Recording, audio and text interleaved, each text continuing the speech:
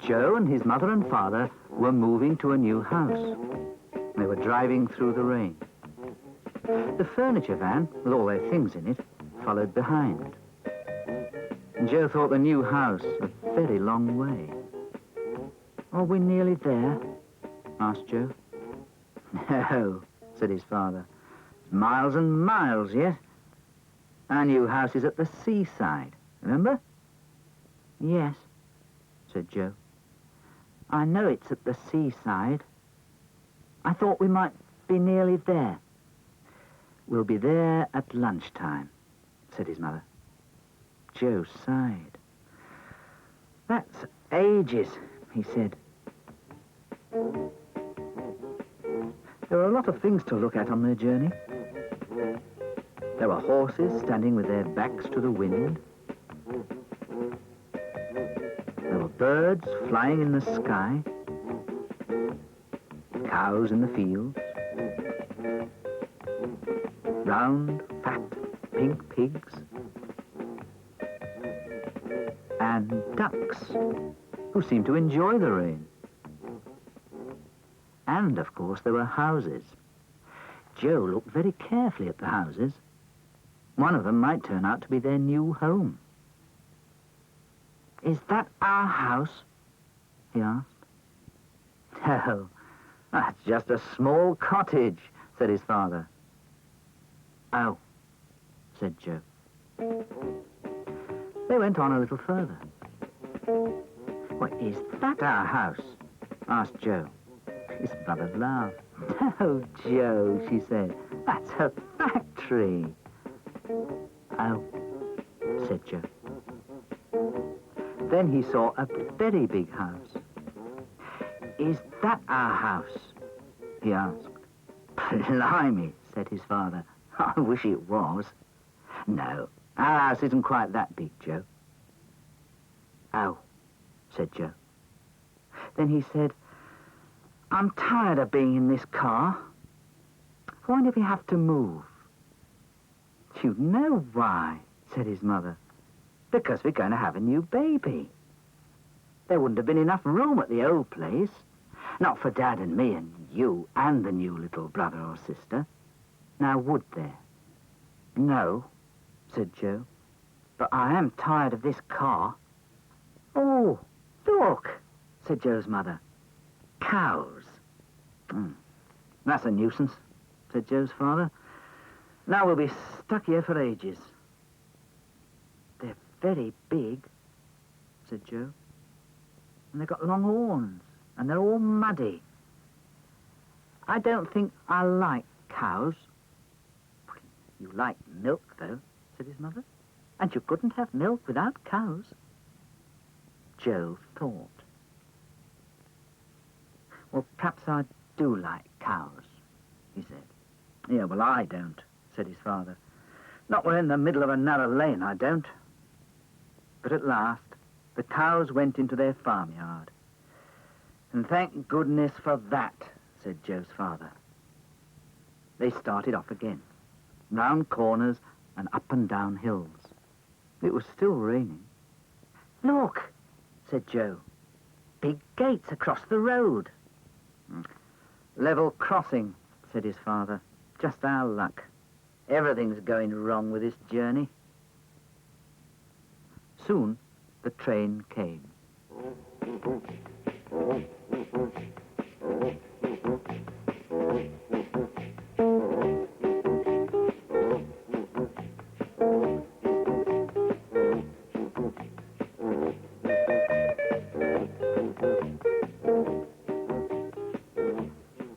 "I like trains," said Joe. "Huh," said his father. And they set off again. It was a very narrow road. And then they caught up to a big red bus trundling along very slowly. "I can't pass him," said Joe's father. "This lane is much too narrow and twisty." The bus stopped to pick up a girl and an old lady with an umbrella. Joe's father stopped too. So did the van. "I'm hungry," said Joe. "Have a biscuit," said his mother. The bus stopped again to pick up a woman with a dog. And Joe's father stopped again too. "Oh, we'll never be there by lunchtime," he said. "I'm still hungry," said Joe. "Have another biscuit," said his mother. At last, they came to a small town. "Well, let's hope that bus will stop somewhere," said Joe's father. "Then perhaps we can get past." But instead of getting past, they went slower and slower. The streets were too narrow for all the cars and lorries, and soon they were in the middle of an enormous traffic jam. "Well, that does it," said Joe's father. "Now we really are going to be late." "Can I have another biscuit?"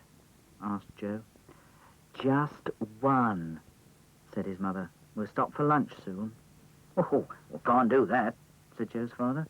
"We're quite late enough already. Lunch will have to wait until we get there." The driver of the removal van came round to see Joe's father. We'll be stopping for lunch," he said, "once we get through this town. There's a lay-by on the main road. You can't miss it. Big trees all round." "Oh, good," said Joe's mother. "We were just thinking of doing the same thing." But Joe's father looked rather cross. At last, they came to the lay-by and pulled off the road. "Oh, what lovely tall trees," said Joe's mother. "Well, this must be quite a beauty spot when it's sunny. Still, it's not raining much, just a drizzle." Joe took a tomato sandwich and walked a little way into the wood. The ground felt soft underneath his feet because of the thick carpet of pine needles, and there was a woody smell. He found a big pine cone and picked it up. He decided to look for more pine cones. "Would you like a drink, Joe?" called his mother, busy handing out sandwiches. "Oh, yes, please," said Joe. But he went on looking for pine cones. And Joe's father gave a great sneeze and blew his nose on his handkerchief. "Oh, don't say you're catching cold," said Joe's mother. "Come on, Joe. It's going to rain hard again in a minute." "Come in," said Joe. But he still went on looking for pine cones. But suddenly, he noticed something white lying on the ground. It was a plastic label with a key joined to it by a little metal ring. He picked it up. "Quickly, Joe," called his mother. Huge drops of rain were beginning to fall. Joe put the key in his pocket and ran across to drink his milk. "Mummy," he called, "I found..." But at that moment it began to pour with rain, drenching everyone. They snatched up their picnic things and rushed over to the car and the van. "Phew," said Joe's father. "What a downpour." Then he started the engine and they drove away through the rain, with the van following behind. "Daddy," said Joe, "I found a big pine cone in those woods where we stopped. And I found something else, too. I found a..." "Joe," interrupted his mother, "why don't you lie down on the seat and have a rest? You'll be late to bed tonight by the time we've moved in, and we've still got quite a long way to drive." "Yes," said Joe with a little yawn. He did feel rather sleepy. Then he remembered that he was trying to say something. "Mummy, in those woods, I found a..." "Never mind just now, dear." Joe lay down on the seat. He could tell them about the key later, he thought. And in another minute, he was fast asleep. When he woke, Joe was alone in the car. He rubbed his eyes, feeling very muddled. His mother looked in through the car window. "Hello, Joe. You woken up at last? Come on, we've arrived. Come and see our new house." Oh, it was nice outside, Joe thought. The rain had stopped and the air was full of the fresh, salty smell of the sea. The new house looked very big.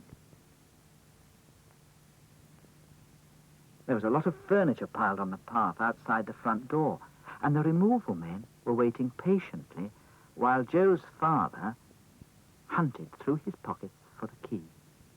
Oh, no, I had it," he said. "Oh, perhaps you dropped it somewhere," said Joe's mother. "Pulled it out of your pocket with your hanky." One of the removal men made a face at Joe. "We've lost the key," he whispered. "The key?" Joe looked in his pocket.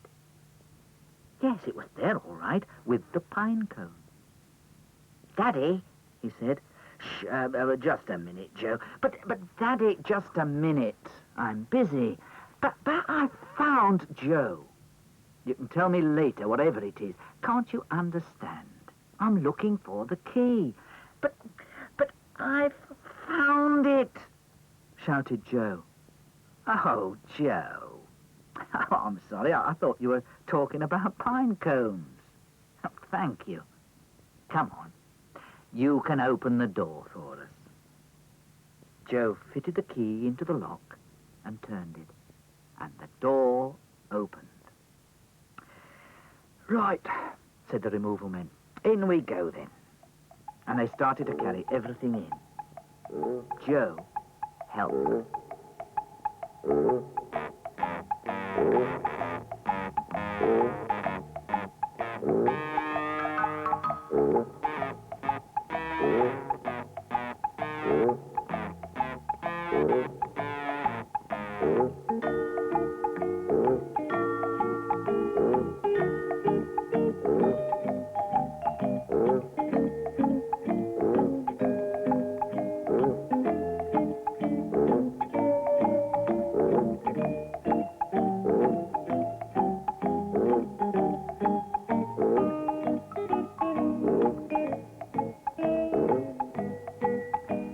At last, the removal men said they could manage all right without Joe's help. "Yes," said Joe's mother. "I know what you mean. The trouble is, you see," said the removal man, "things can be a bit awkward sometimes." Joe's mother said yes, she quite understood. And they went on, moving in. "I tell you what," said Joe's mother. "You come and help me carry in my plants, Joe." "Oh, that's a good idea," said the removal men, "and then we can get on with the heavy stuff." Joe ran out to find a plant. "I should start with a small one, if I were you," said another removal man. "These big ones are a bit awkward." So Joe started with a small one. "This is a lovely house for plants," said Joe's mother. "I think they'll be very happy here." "Me too," said Joe. "And do you think our baby will be happy when he comes?" "I'm sure he will," said Joe's mother. Joe smiled. "Then that's all right," he said.